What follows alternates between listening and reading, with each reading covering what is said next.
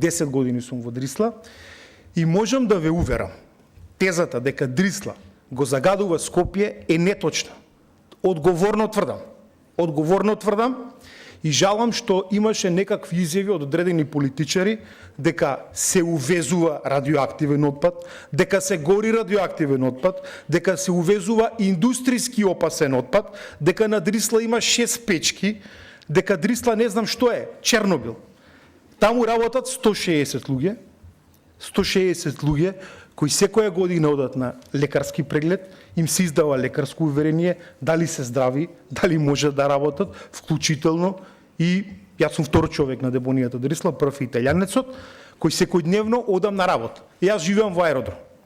Кога кидам од аеродром, кидам на Дрисла на работа, верувате дека тамо воздухот е многу поздрав и почист. Зошто го тоа тврдам? Затоа што ние го мереме амбиенталниот воздух. Значи, не сме оставиле така да кажуваме напамет. Ние побаравме од ресорното министерство, кое 2 пати не казни, значи не ни се баш пријателски расположени. 2 пати не казни.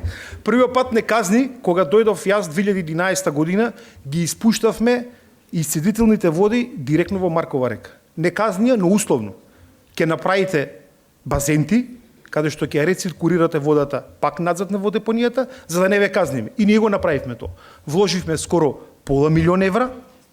Сега сме во фаза уште на набавката, ако го отворите нашиот вебсайт, ќе видите дека имавме пробен проект со една унгарска фирма со германска технологија за прочистување конечно на отпадните води, но ние сега не ги испуштаме отпадните води, ги враќаме во депонијата Дрисла. Го имаме оној магичен круг. И вториот проблем кој се јави, кој сите го знаеме, тоа беше емисијата на гасови од оджакот на печката.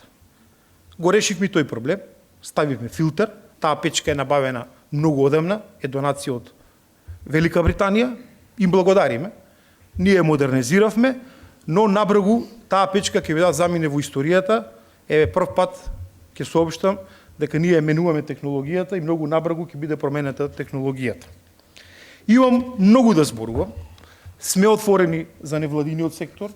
Организираме неколку пати отворени денови, ги објавуваме на нашиот вебсайт. Организираме превоз со стартна позиција пред градот Скопје, значи пред административната зграда на градот Скопје.